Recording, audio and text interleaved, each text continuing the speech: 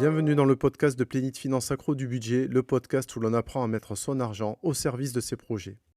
Aujourd'hui, nous recevons Grégory, un coach budgétaire pas comme les autres.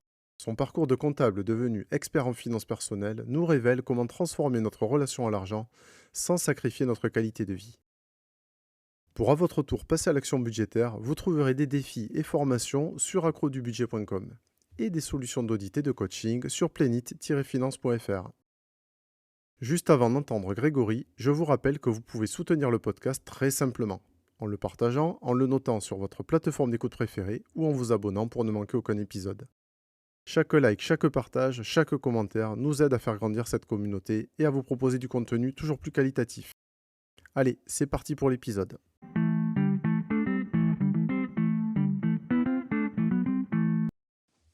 Bonjour Grégory. Bonjour Xavier.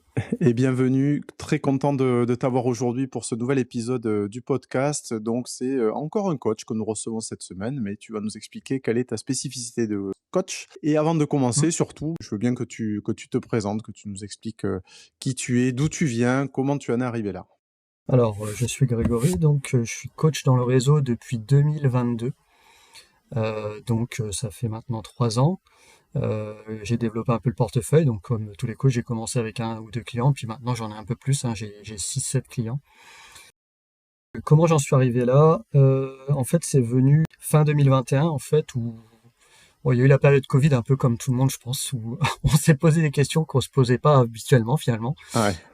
Et moi, j'avais déjà ça un peu en tête, de me dire, tiens, si je suis comptable à la base, dans une société privée, je suis pas dans le public. C'est une société qui fait de la distribution, ça s'appelle RS, et c'est un groupe mondial en fait, implanté dans plus de 40 pays. Et donc l'entité en France se trouve à Beauvais, moi je suis dans l'Oise. Et donc voilà, je suis là-bas depuis un certain temps, je suis là-bas depuis 22 ans. Ah oui. Et donc j'ai fait mes classes là-bas, on va dire, j'ai évolué professionnellement en termes d'expérience et autres. Et voilà, moi j'aime bien avoir comme tout le monde un petit peu le confort du quotidien et de la maîtrise du quotidien, mais j'aime bien aussi quand ça évolue et découvrir des nouvelles choses. Et là, avec le Covid, en fait, je me suis un peu pas remis en question, mais je me suis dit, tiens, voilà, si ça s'arrête chez RS, qu'est-ce que je ferais, qu'est-ce que j'aimerais faire, ou qu'est-ce que j'aimerais faire en parallèle de ça. Et donc j'avais cette idée de me dire, tiens, donner des astuces, on va dire, de gestion, des astuces un peu du quotidien que moi je mets en pratique personnellement.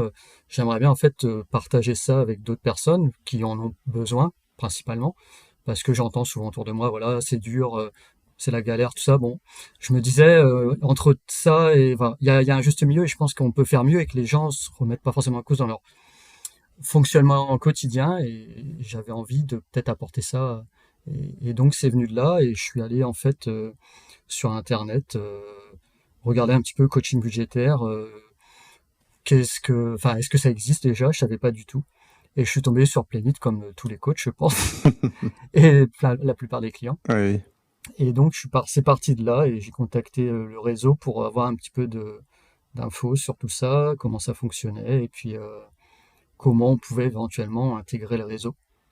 D'accord, mais comment t'en es venu à t'intéresser à l'argent, au budget, aux finances personnelles tu sais ce cheminement d'où il vient?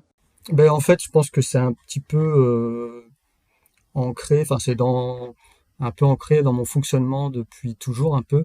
Moi, j'aime bien les chiffres, je suis plutôt chiffres à l'école. C'est vrai que je suis bon en français, mais c'était pas ce que j'aimais forcément faire. Et donc j'aimais bien travailler les chiffres, j'aime bien le contrôle de gestion. Donc je suis comptable, mais c'est vrai que j'aimerais aller plus vers maintenant des missions plutôt de gestion, parce qu'on maîtrise les choses, on prend des décisions, il y a une part de maîtrise qu'on n'a pas forcément dans la comptabilité, où c'est l'application des règles, et puis Oui. voilà, on a une obligation de résultat. Le contrôle de gestion, il y a un peu plus de liberté, et moi c'est plus vers là que j'aimerais aller. Et donc j'aimais bien travailler les chiffres, et j'ai ce côté d'essayer d'optimiser les choses, on va dire. Et je sais pas d'où ça me vient, mais c'est un peu là depuis un peu toujours. Et me dire, essayer de faire les bons choix. Bon voilà, peut-être que moi j'ai plus de mal à accepter l'échec, même si voilà, avec le temps on accepte, on peut pas avoir que des réussites, mais ce besoin d'essayer de trouver toujours le meilleur choix, et de être satisfait finalement de ses choix. Et donc tout ça réuni, bah, ça m'a en fait amené dans mon quotidien à toujours essayer de trouver enfin pas toujours, mais régulièrement essayer de faire les meilleurs choix, essayer de regarder, de comprendre les choses aussi. Ça, c'est un point important chez moi dans mon caractère. Comprendre ce qui se passe et pas juste suivre le mouvement sans forcément comprendre, parce que si on comprend pas, on peut pas forcément faire les choix, selon moi, Ouais. et savoir vers où aller. Donc il y avait tout ce, cet état d'esprit que j'ai depuis toujours en fait, et le fait que bah voilà, au fur et à mesure de mon parcours, j'ai réussi à en fait évoluer aussi financièrement, à me construire une base solide pour avoir ce confort de vie sans avoir voilà, sans il y a pas de enfin c'est pas une question d'être riche ou pas riche, mais ce confort et cette liberté de pouvoir faire ce que je veux dans les choix qui me sont accessibles. Bien Et sûr, bien plus le sûr. temps passe et plus ils sont larges et plus on s'offre de possibilités, d'opportunités. Donc c'est venu de tout ça et de me rendre compte que finalement je me débrouillais pas si mal à mon niveau, euh, entre ce que j'avais réussi à construire et ce que j'avais comme revenus qui sont pas voilà, j'ai pas des revenus, je gagne pas 5 000 € par mois, mais je gagne pas non plus le SMIC. Donc avec un revenu correct, j'étais voilà, je trouvais que j'avais quand même pas trop mal avancé et je m'étais créé un socle, et je voulais communiquer ça en fait un peu et montrer que c'était possible en fait. C'était ça Ouais, l'idée ouais, de et base. partager Voilà. ça. Ouais, ouais, je comprends, je comprends. C'est ça, voilà. Et ça t'a lancé donc vers le coaching parce que, bon, c'est sûr que quand on est comptable, on ne demande pas d'être coach, mais toi, on a compris que, voilà, la compta, t'aimais les chiffres et puis, bon, t'aimes bien respecter les règles aussi, ça n'empêche pas, mais après, C'est tu voulais ça, aller voilà. plus loin, vers l'accompagnement et puis, ouais, tu dis le contrôle de gestion, c'est faire parler ces chiffres, aider, éclairer les décisions, en fait, hein, c'est souvent C'est ça. c'est ça. Et Mhm. donc, c'est aussi ce que tu fais, avec les clients, de Plenty. Oui, c'est ça. Le coaching, en fait, tu dirais que c'est quoi ton rôle quand tu es coach pour Plénitude Finance? Il y a plusieurs rôles en fait pour moi. Il y a le rôle où on va être en premier lieu, on va être l'éclaireur, c'est-à-dire euh, il y a, la plupart des clients font pas forcément un état des lieux de où va l'argent, et souvent c'est ce qu'ils nous disent. J'ai les salaires, mais l'argent repart et je me rends pas trop bien compte où ça va, dans quel ordre de valeur. Donc c'est le premier, voilà, l'éclaireur, c'est vraiment le fait de pouvoir déjà, grâce à l'appli et à ce qu'on visualise concrètement dans leurs dépenses, savoir où part l'argent. Donc ça c'est le premier point, et c'est de leur mettre en lumière cette chose-là pour ensuite, euh, on va dire, basculer sur la deuxième ou la troisième phase qui va être, maintenant qu'on a un état des lieux, est-ce qu'il correspond à ce qu'on a envie ou pas? En général non, parce que sinon il serait pas là. Ouais. Et du coup, quelles sont bah voilà, les possibilités que on peut avoir pour changer ça et aller vers quelque chose qui correspond vraiment aux souhaits du client. Et ça leur permet aussi, parce que c'est pas toujours le cas, de réfléchir à ce qu'ils ont vraiment envie. Parce que souvent, on sait pas trop, on a des projets, mais en fait, c'est pas le cas de tous les clients, mais souvent, bah, le blocage ou le manque de suivi budgétaire fait qu'on a l'impression que rien n'est accessible, alors que c'est pas le cas. Et donc il faut déjà se projeter en se disant ah bah finalement maintenant c'est possible. Et donc déjà ça c'est vraiment le première phase où il se projette alors qu'avant on se projette pas vraiment. Donc voilà, c'est ce rôle-là et ensuite de trouver des solutions avec eux pour atteindre ces objectifs. Hmm.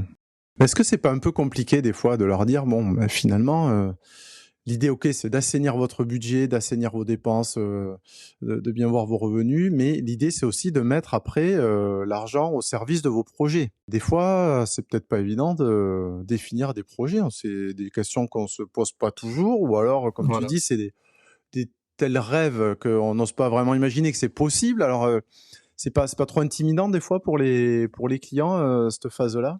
Bah, ça, ça dépend des clients. Il y a des clients aussi qui ont pas forcément. Ils peuvent avoir un projet et qui est relativement accessible, on va dire, en termes de valeur. Je sais pas, qu'il y a un projet à 5 000 €.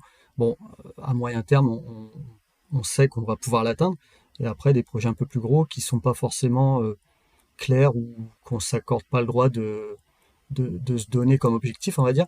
Et où là, bah, on va se dire, bah voilà, on va mettre une box projet divers et puis bah, on continue et au fur et à mesure de l'accompagnement et de l'évolution, finalement, ça va s'éclaircir en général, et les idées vont venir parce qu'on va se permettre de se dire que c'est faisable. Donc ça se construit un peu comme ça selon les clients. Et il y a des clients qui ont beaucoup de projets, alors qu'on en peut-être des fois trop, où là on se dit, bon, il faut les mettre sur le papier, mais il faut être réaliste et Ouais, se dire qu'on va pas pouvoir tout faire, ou en tout cas pas dans le temps qu'ils pas tout de espéraient, suite. mais au moins, voilà, au moins c'est sur le papier et c'est déjà se projeter et se donner une idée du futur. Donc c'est déjà un bon point. Tout à fait. Mais en général, j'ai pas beaucoup de clients qui n'a pas Ouais. réussi à définir de projet, au moins un ou deux projets, quoi. Souvent, c'est les vacances, par exemple. Oui, c'est ce j'ai pensé à ça tout à l'heure. Tu disais quelques Mm, milliers d'euros déjà, tu peux t'offrir des super vacances et bon, c'est ça. ça peut changer quand même une vie, hein. Ça peut être top. Bah, par exemple, les vacances sans crédit. Ouais, Les ouais, clients qui voilà. ont fait les vacances avec les crédits, je leur dis, de par mon fonctionnement, je dis, enfin, le crédit, bon, pour moi, voilà, c'est une alternative vraiment pour des très gros projets. Mais la maison, éventuellement la voiture, quoique moi, de mon point de vue, selon ses choix de voiture. Forcément, si on veut une Ferrari, je vais pas avoir le même point de vue, mais une voiture, euh, on doit pouvoir réussir à moyen terme, sur 4 5 ans, à trouver les fonds pour l'acheter. Mais pour les plus petits projets, financement crédit, j'explique souvent aux clients que voilà, c'est pénalisant pour eux dans l'évolution de leur budget et puis dans la création d'un patrimoine éventuellement. C'est toujours plus coûteux, hein. OK. Chez Plénite Finance, quand on fait un accompagnement, c'est que on a fait un audit qui dit qu'il y a des chances de réussite de l'accompagnement. Hein. En général, on part pas Mhm. tête baissée sur un ménage ou un individu qui manifestement part de trop loin ou est vraiment trop endetté ou enfin bon, ou n'a pas envie vraiment de s'en sortir en fait, hein, parce qu'il y a aussi ça, hein, il y a la volonté quand même Mhm. des clients, c'est ça qui va donner le plus de résultats. Qu'une fois que l'audit est positif, on part dans un accompagnement par exemple, ou on n'y part pas, mais on va prendre l'idée, on va prendre la situation où on y part. Est-ce qu'il y a un moment où tu te dis, là, quand il se passe quelque chose de particulier, là, c'est gagné, ou là, on est sur la bonne voie, là, je sais que ces clients, je vais pouvoir les amener vers là où ils sont capables d'aller. Est-ce que ou c'est très progressif ou il y a des moments où vraiment tu sens que ça bascule et tu te dis, allez, là, c'est bon, là, ils sont bien partis, quoi. Ben, en fait, moi, le point important pour moi, euh, alors ça dépend des clients parce que comme l'outil est complètement customisable au client, c'est tout l'avantage de l'appli, c'est qu'on peut vraiment créer les catégories que le client souhaite. Et donc ça, c'est vraiment pour moi le point hyper important de l'appli, c'est vraiment de l'adapter au client et pas l'inverse, parce que souvent c'est l'appli, on doit s'adapter à l'appli, là Ouais, c'est pas le cas. Et donc en fonction des clients, il y a plus ou moins de catégories et parce que les clients veulent plus ou moins de niveau de détail. Et quand on crée les budgets, je leur dis, voilà, dans l'entreprise, ça marche pareil. Si on a trop gros écart entre le budget et le réalisé, souvent, c'est que le budget n'est pas maîtrisé. Et que soit on a sous-évalué les coûts, soit on a surévalué. Enfin, d'un côté comme de l'autre, c'est pas bon parce que ça montre pas une maîtrise. Et donc, pour moi, le point de bascule, c'est quand justement ils ont réussi à définir leurs catégories, qui sont confortables avec ce niveau de détail et qu'on arrive relativement à peu d'écart dans hmm, la majorité des catégories du budget. Et là, ça montre que vraiment, on a une maîtrise des entrées-sorties, on va dire, du compte ou des comptes, et que il y a vraiment la maîtrise du budget et on sait le travailler. ouais, Quand il y ouais, a trop d'écarts, bon, souvent les écarts, c'est forcément des écueils. Bon, bah là, c'est vrai que quand ça se répète sur plusieurs mois, soit bah, voilà, on évalue mal le budget, soit il y a vraiment un manque il n'y a pas encore la phase où on arrive à tenir l'engagement et là on sait qu'il y a encore du travail pour avoir justement bah, atteindre les objectifs et basculer sur de l'épargne régulière et de plus en plus importante pour atteindre le projet. Parce que c'est quand même le but ultime, c'est aussi de réussir à dégager des capacités d'épargne pour réaliser les projets et ça c'est plus ou moins long selon les clients.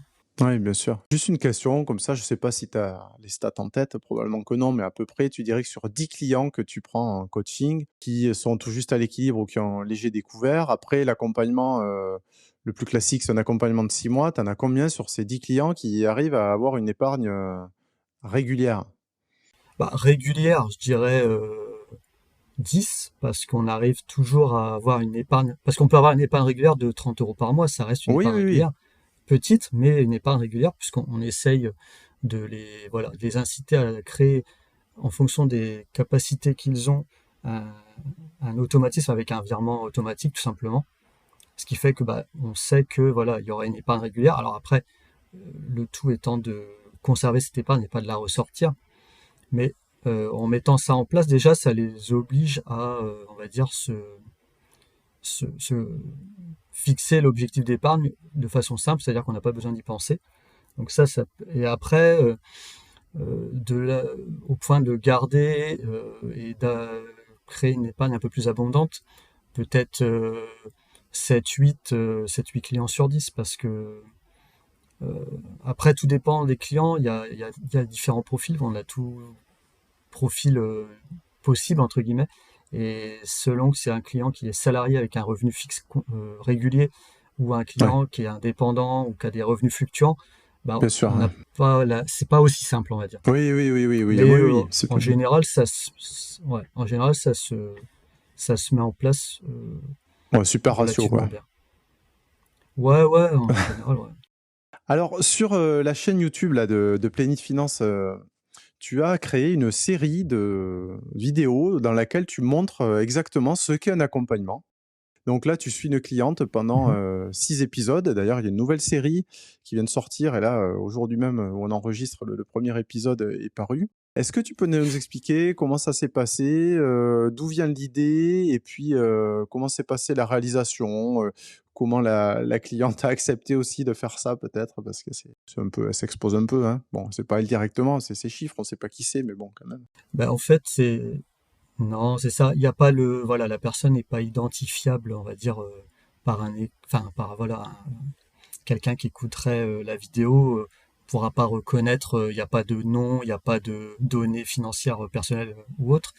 L'idée, en fait, elle vient de Cédric qui m'a suggéré en fin d'année dernière ce genre de format qui permet en fait de. Alors l'idée de Cédric, c'était de présenter un parcours de client sur on va dire les 15 mois de recommandations d'accompagnement qui permettent normalement les 15 mois de vraiment bien intégrer la formule, le coaching et tous les à côté, l'utilisation de l'appli et puis tous les résultats qu'on espère en tirer. Et donc l'idée c'est de voilà présenter concrètement l'évolution du client sur ces 15 mois.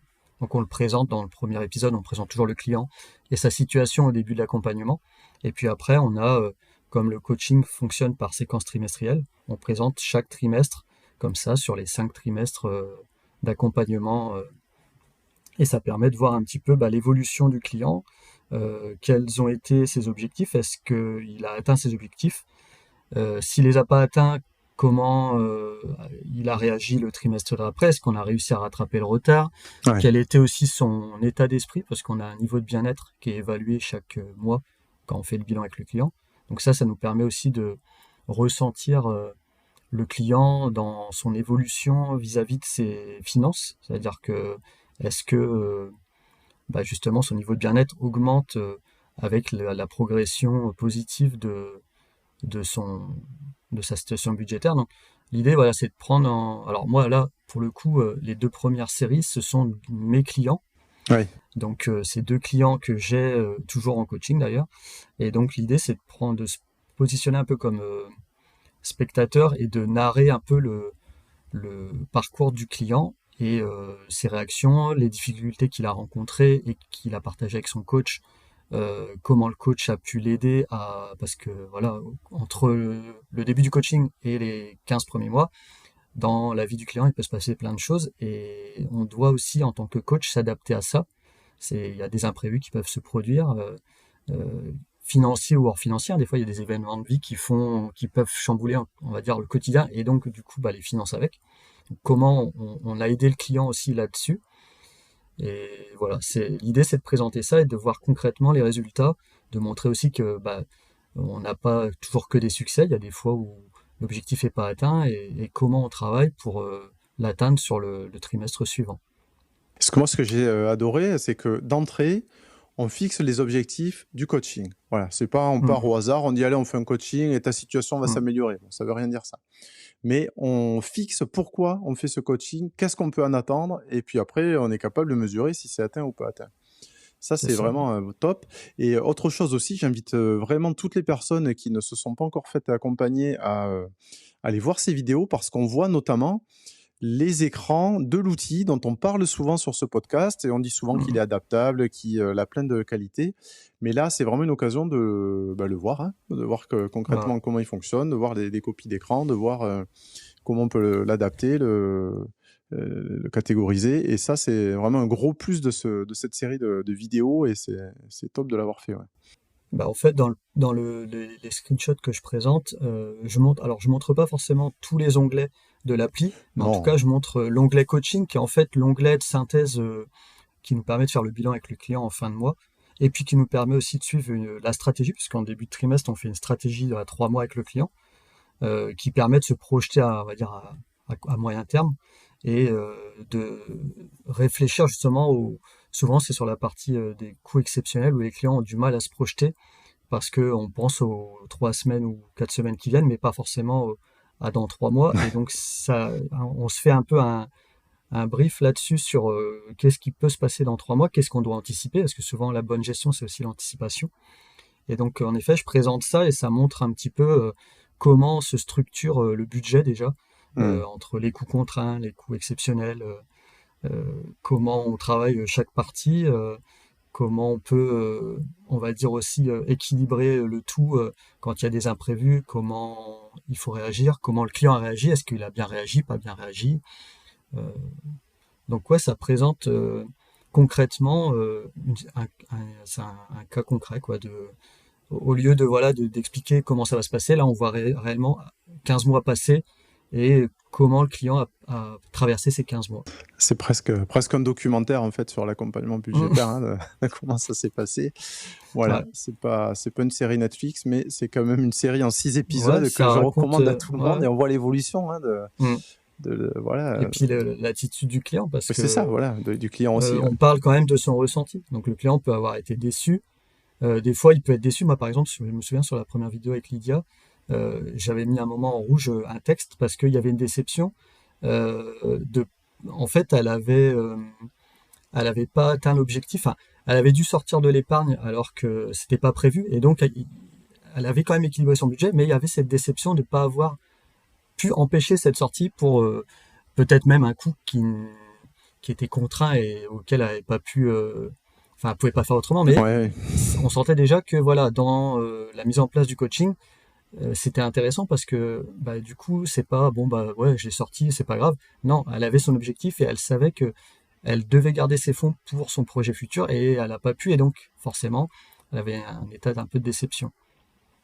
Donc on a aussi cette notion un peu ressenti, bien-être qui est expliquée aussi dans ces vidéos-là, au-delà des chiffres et de l'aspect juste purement chiffre, quoi.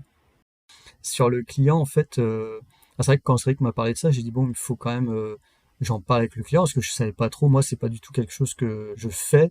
J'ai jamais fait de ce genre de format vidéo. Enfin, voilà, c'est tout nouveau, donc c'était pas forcément évident au début. J'espère toujours bien faire, voilà, produire quelque chose qui va correspondre à son attente. Et donc j'avais un peu cette pression-là de me dire est-ce que je vais être capable de le faire parce que je ne savais pas.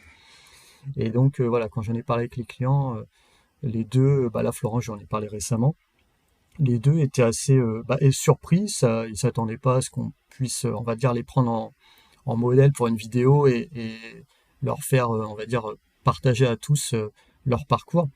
Et ils ont été positivement réceptifs, on va dire, je sais pas si c'est vraiment une bonne phrase, mais bon, si, t'as si, on a compris. bien compris. Ouais. Euh, Ils étaient assez, ouais, assez contents et puis peut-être aussi un petit peu fiers d'être pris en, parce que bon, on montre pas, voilà, il peut y avoir des phases aussi parfois un peu moins avec des réussites pas forcément toujours présentes. Donc Bah on ouais. montre la réalité du coaching et ils étaient assez fiers d'être pris on va dire, en exemple pour cette série et ils ont été tout à fait ravis de ça en fait.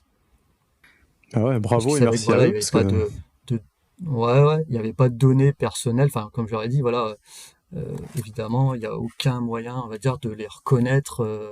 Il n'y a pas de nom, il n'y a pas tout ça. Donc, c'est vraiment donner le nom du client parce que voilà, il faut l'identifier oui. et de montrer sa situation, mais et son évolution. Mais voilà, ils n'ont pas eu pas de bémol, on va dire, sur la proposition, quoi. Alors, tu me disais qu'on mesure le bien-être financier à mesure de l'accompagnement des clients. Moi, je me pose une question. Est-ce qu'un budget optimisé, bien géré, ça veut dire dépenser le moins possible, se priver de tout? Ou est-ce que c'est pas ça? Non, non, c'est pas ça. En fait, l'idée du coaching, c'est d'adapter ses ressources et ses besoins, on va dire, euh, optimiser cette partie-là pour dégager des marges de manœuvre pour vraiment utiliser ce qu'on appelle, nous, la marge de liberté budgétaire. Donc, c'est une fois qu'on a déduit tous les coûts contraints fixes ou variables, qu'est-ce qu'on fait de ce qui nous reste et comment on le dirige vers ce qui nous importe réellement, enfin, vers ce qui importe le client. Et justement, c'est toute cette organisation qui va permettre d'anticiper les choses. En anticipant, on maîtrise mieux et donc on sait réellement où on veut mettre l'argent. Donc l'idée, c'est pas de couper tous les budgets et de vivre parce que voilà, le but c'est aussi que on puisse se faire plaisir tout en fait, il y a deux phases. Il y a dégager des marges de manœuvre pour les budgets plaisir en parallèle de l'épargne pour les projets futurs ou pour l'épargne de précaution pour justement anticiper éventuellement un souci qui serait absorbé, on va dire, presque sans y penser avec l'épargne de précaution. Enfin, moi, personnellement, j'ai sur des dépenses, bien sûr, si j'ai... bon, après, voilà, je me suis créé au fil du temps, j'ai pas 20 ans, donc je me suis créé aussi quelque chose intéressant, mais de pas avoir ce sentiment de stress quand il y a une machine à laver qui tombe en panne ou même une voiture, s'il y a 3000 euros de réparation, d'être serein avec ça. Et moi, c'est ce que je me suis créé comme confort, on va dire, personnellement. Et c'est ce que j'espère transmettre en montrant que, voilà, dans une certaine mesure, on va dire 80-90% des aléas de la vie, on va dire matériels, peuvent être supportés sans stress. Ouais. Et c'est ça l'idée, en fait, c'est de se dire, on organise tout ce budget pour assainir la situation, se créer, voilà, définir réellement ses besoins au quotidien, savoir combien on a besoin là-dessus, et ensuite les optimiser pour dégager les marges de manœuvre, pour préparer le futur, préparer les imprévus, et aussi se faire plaisir au cours du mois en fonction de voilà des capacités du client. Mais l'idée c'est pas de bloquer. L'idée en fait pour avoir une sérénité financière, faut aussi apprécier le quotidien. Donc on n'apprécie pas le quotidien. Enfin en général on n'apprécie pas le quotidien en se privant de tout. Et si le client a cet objectif-là, je pense qu'il vient pas chez Plinth parce qu'il a déjà fait la démarche Oui. personnellement. Là, Il veut c'est déjà pas voilà, de dépenser ce savoir que coûte le coaching. Ouais, voilà. Donc, ça va être de se raisonner, on va dire, et d'avoir une réflexion sur ses réelles envies à court terme et à moyen long terme. Plutôt. Ouais, ma question était un peu provoque, mais c'est clair que en fait, les dépenses plaisir, elles sont prévues, donc ça existe. Hein. On n'est pas là que pour se priver, on n'est pas là que pour dépenser le moins sur tous les types de dépenses. On est là pour se faire plaisir sur des choses qui nous font envie. En fait, on est là. Moi, il y a eu plusieurs témoignages de clients. Ils ont dit, mais j'ai retrouvé le plaisir de consommer, le plaisir d'aller faire les courses, le plaisir de m'acheter des vêtements, parce que au lieu d'acheter en rafale, j'achète ce qui me plaît. C'est quelque chose qui est conscientisé, je le prévois, et donc l'acte d'achat, il prend une toute autre saveur, une toute autre tournure. Moi, c'est vrai qu'au quotidien, moi, quand je vais acheter des choses, j'aime bien aller dépenser mon argent. Et c'est ça, peut-être quelque part, comme tu dis, c'est le fait de retrouver l'envie d'aller dépenser. Alors que là, on dépense un petit peu, pas frénétiquement, ça dépend des clients, mais on ne sait pas trop où ça va. Et moi, je donne toujours l'exemple de l'abonnement, surtout l'abonnement de sport, parce qu'il y a beaucoup de clients qui ont ce cas-là, où tu as l'abonnement de sport. Et moi, ce que je leur dis, en fait, quand ils me disent non, je l'utilise pas trop, et l'abonnement de sport, j'ai plusieurs clients qui ont du mal à l'arrêter parce que les conditions d'arrêt, c'est toujours un peu complexe. Tout est fait pour que les clients finalement se résignent à continuer à payer. Et je leur dis, moi, je préfère que tu arrêtes l'abonnement et que tu ailles faire un resto avec les 30 euros. Donc voilà, l'idée, c'est pas de dire tu les dépenses pas et tu les mets de côté, c'est de dire non, arrête de payer ton abonnement de sport, va faire un resto à 30 euros, au moins tu auras pris du plaisir et tu l'auras pas, entre guillemets, gaspillé. C'est aussi cette notion de gaspillage de temps et d'argent que j'essaie de communiquer en leur disant voilà, en optimisant, on aura une satisfaction derrière de pas avoir travaillé pour finalement gaspiller ce qu'on a durement gagné dans des choses qui ne sont pas utiles ou qu'on souhaite pas Ouais, forcément, ou quoi. essentiel. Ouais. Alors, le plaisir, C'est c'est ça. important. Et un autre mot que tu as utilisé tout à l'heure, c'est la sérénité financière. Mais moi, ce que j'ai entendu Mm. sur les podcasts, hein, sur les invités que j'ai reçus, c'est que ça leur apporte de la sérénité tout court. Quand on décrit ce que tu disais tout à l'heure, quand tu sais que tu peux faire face à 80-90% des bricoles qui peuvent t'arriver au quotidien, plus ou moins grosses, de la machine lavée à Mm. la voiture en passant par la fuite d'eau, bah, tu es serein dans ta Mm. vie, quoi. Tu prends pas les événements de la même façon Ouais, c'est quand il ça. t'arrive une difficulté, Mm. quoi. Ça, c'est essentiel, quoi. Et puis ça permet aussi d'avoir, quand on a un petit peu d'épargne enfin quand on a l'épargne de précaution qui est prévue pour ça, ça permet aussi de faire les entre guillemets des vrais choix. Quand je dis ça, c'est pour avoir donné un exemple concret, je sais pas, quelqu'un qui aurait pas d'épargne de précaution, l'exemple de la machine à laver qui tombe en panne, bah il n'y a pas de capacité forcément pour racheter, c'est compliqué. Donc souvent le client va se tourner vers le premier prix, par exemple, qui est pas forcément un bien qui va durer longtemps ou qui risque. Et donc on va acheter un bien qui va finalement tenir 3 ans, alors qu'avec de l'épargne de précaution, finalement la machine à 200 euros, bah, on se dit ouais bon 200 euros. Ça va peut-être pas durer longtemps, c'est peut-être pas entre guillemets un bon investissement, même si la machine c'est pas un investissement, mais on va se dire bah, Oui, peut-être oui, qu'à oui. 350 ou 400 euros, on a un bien déjà qui va être de meilleure qualité. Et donc, ça permet aussi finalement d'acheter un bien d'un peu meilleure qualité qui va durer plus longtemps et qui finalement, au final, sera un gain financier. Une meilleure affaire, hein, qui va Donc, consommer voilà, c'est moins ça. aussi. Mais c'est C'est clair, hein. ça. Voilà. Ouais. Est-ce que tu as déjà vu un résultat ou des résultats particulièrement spectaculaires chez un client que tu as accompagné? Est-ce qu'il te revient quelque chose en tête, où entre le point de départ et le point d'arrivée, il y avait un monde? Ben, en fait, moi, je me rends compte que finalement, dans la majeure partie des cas, je dirais pas à 100%, mais dans les trois quarts des cas, je me suis rendu compte que quand on met en place le budget, toute la partie dépenses, alors comme je disais tout à l'heure, on a la partie des coûts contraints fixes ou variables, donc tout ce qui va être abonnement, l'alimentaire, le carburant, tout ça c'est les coûts contraints, et puis tu as les coûts exceptionnels. Et finalement, dans les trois quarts des clients, bah, les budgets coûts exceptionnels, et en plus, d'autant plus plaisir, finalement, on arrive rapidement à les diminuer. Enfin, on va dire, dans un premier temps, on les diminue parce que les capacités sont pas là pour y On n'a pas répondre, trop on le va dire. choix, ouais. Voilà, donc forcément, on coupe dans ce qui est exceptionnel ou dans ce qui est plaisir dans un premier temps, mais pour mieux rebondir derrière, pour pouvoir dégager des marges de manœuvre, pour revenir dessus un peu plus tard et vraiment, entre guillemets, bien consommer. Et donc, moi, le fait qui me revient, c'est ça, c'est cette capacité dans la majeure partie des clients à finalement arbitrer sans trop de difficultés ces dépenses-là, parce que voilà, il y a une prise, enfin, euh, un- prise de conscience et on se dit bon bah oui en effet ça passe pas donc on réduit ça et après je les amène à optimiser les coûts contraints pour leur dire voilà dégage des marges de manœuvre et après bah, les coûts plaisir finalement on arrive peut-être des fois même à sortir des budgets supérieurs à ce qu'ils avaient avant l'accompagnement Ouais. parce que tout cet assainissement de situation fait que bah, on a dégagé des marges de manœuvre et l'effort du départ finalement il est récompensé un peu plus tard par bah, des coûts enfin des budgets plaisir finalement plus importants mieux ciblés et moi, c'est un peu. Et je trouve que la plupart des clients arrivent relativement facilement. Alors, des fois, peut-être qu'ils me le disent pas, peut-être qu'ils sont frustrés un peu, même si on partage et qu'ils me disent non. Mais en général, ils arrivent à se rendre compte Ouais. que voilà, ils sont conscients que bah, ça passe pas et que.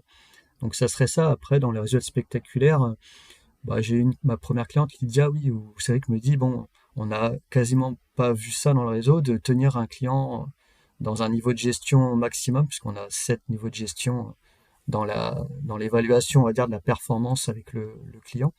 Et le niveau 5, c'est le niveau maximum. Et on avait réussi avec Lydia, oui, à faire plusieurs trimestres d'affilée. Donc c'est pas le cas de tous les clients, hein, pas, voilà. Mais Oui, oui, on oui. y travaille justement pour y arriver. Et c'est vrai que ça, c'était, semble-t-il, quasiment, enfin, c'était pas arrivé d'avoir un client qui fasse quasiment un an en niveau 5, c'est-à-dire avec un effort constant, Ouais, régulier. ouais. Et c'était plutôt satisfaisant aussi pour moi parce que ça montrait Bah oui. que bah, c'est possible et que voilà, c'est encourageant.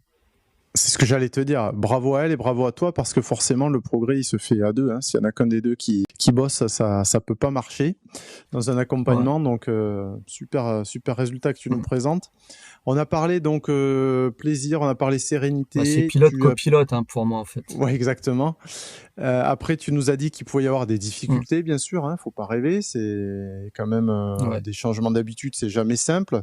Ça peut aller vite, ça peut aller moins vite. Et puis il y a aussi des imprévus, comme toujours dans la vie. Donc ça peut un peu rebattre les cartes de ce qu'on avait prévu, mais on est capable de s'adapter. Ouais. On a les outils pour s'adapter. Avant qu'on clôture cette interview, qu'est-ce que tu peux dire aux personnes qui s'intéressent à la gestion budgétaire, qui veulent s'intéresser à leurs finances personnelles voilà, il y a une phrase ou un conseil que tu aimerais leur donner? Bah, moi, je pense que c'est toujours intéressant d'aller voir un petit peu ce qui peut se faire et quelque part, c'est une forme de formation hein, parce que bon, je l'entends dans pas mal de podcasts et dans les tiens, les gens le partagent souvent. C'est vrai que finalement, c'est quelque chose. On nous apprend à gagner de l'argent en apprenant un métier, mais on nous apprend pas à le dépenser. C'est Et vrai. donc, bah forcément, bah ouais. Et donc, c'est ce que je dis souvent. Les gens, quand je demande souvent aux gens, bah par exemple, comment tu peux améliorer tes revenus ou comment tu peux améliorer entre guillemets ton pouvoir d'achat. Parce que les revenus, ils me disent, bah il faut travailler plus, faire des heures supplémentaires, tout ça. Je leur dis ouais, et souvent en fait quand on parle de pouvoir d'achat, c'est toujours un peu ce qui revient. Et je leur Oui. dis bah moi en fait j'arrive des fois à gagner plus en dépensant mieux.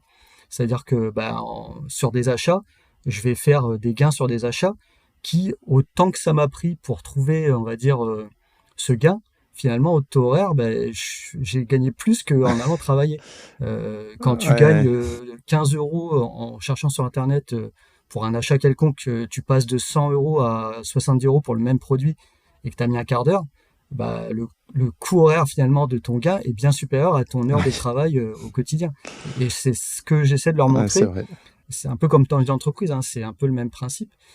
Et donc, moi, ce que je dirais, c'est que voilà, c'est une forme de formation dans le sens où on n'a pas forcément tous eu l'occasion d'avoir un cursus scolaire où on est dans la compta, la gestion, on a un peu ce côté financier qui est un peu travaillé quand voilà, selon son cursus, on n'est pas forcément dans ces aspects-là. Et donc, ça peut paraître simple quand on y est et ça paraît être du bon sens, mais c'est pas le cas de tout le monde. Donc, ça serait de voilà de s'intéresser et de pas se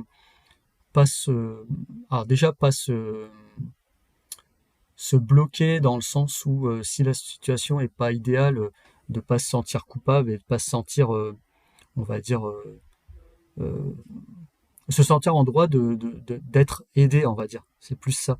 De pas se sentir honteux de la situation.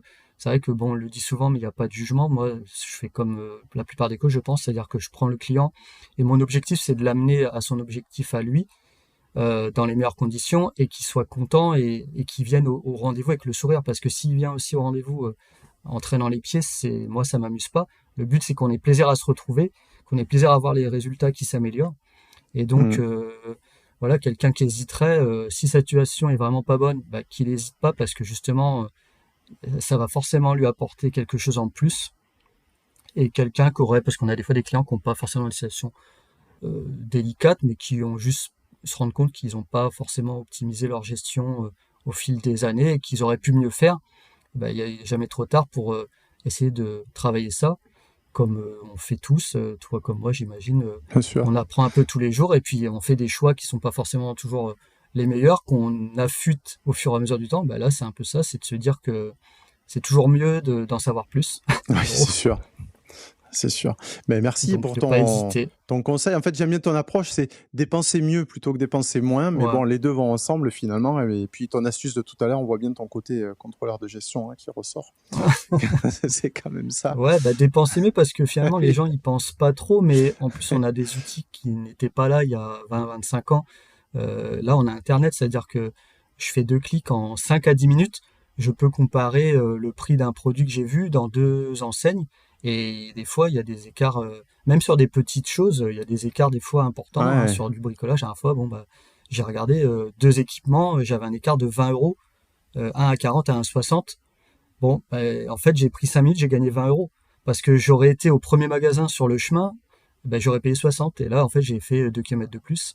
Et donc, tous ces outils-là, Ouais. il faut les utiliser aussi, on va dire, pour son quotidien, parce que moi, souvent, ce que je dis aux clients, c'est que les gens disent, bah, les gens qui aimeraient bien avoir leur propre entreprise, et je leur dis, bah, en fait, on a tous notre entreprise. Pour moi, notre vie est notre entreprise, et donc on doit la travailler. Ouais, tout Finalement, à on l'a fait. tous, et on doit l'optimiser pour bah, faire ce qu'on en a envie et pas subir, on va dire, le quotidien, parce que bon, on peut faire autrement. C'est ça le message, en fait, et c'est ce qui m'a amené à faire le coaching. Super, mais merci pour cette belle conclusion.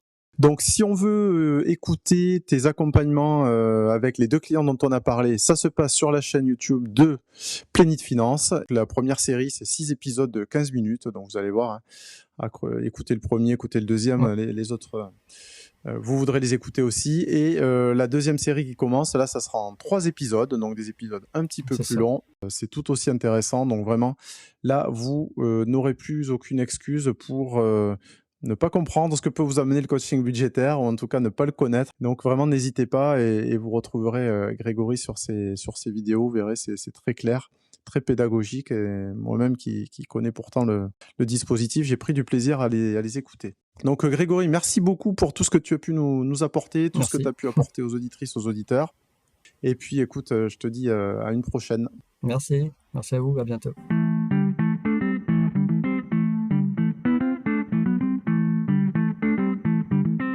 Cette conversation avec Grégory nous montre que la gestion budgétaire va bien au-delà des chiffres. C'est un véritable outil de transformation personnelle qui nous permet de vivre plus sereinement. Vous pouvez réserver un entretien gratuit et sans engagement avec un expert budgétaire sur plenit-finance.fr. Vous trouverez également des ressources très utiles et pratiques sur accrodubudget.com. N'oubliez pas de vous abonner pour ne manquer aucun épisode et on se retrouve très vite pour de nouvelles aventures financières. À bientôt sur Plénite Finance Accro du Budget.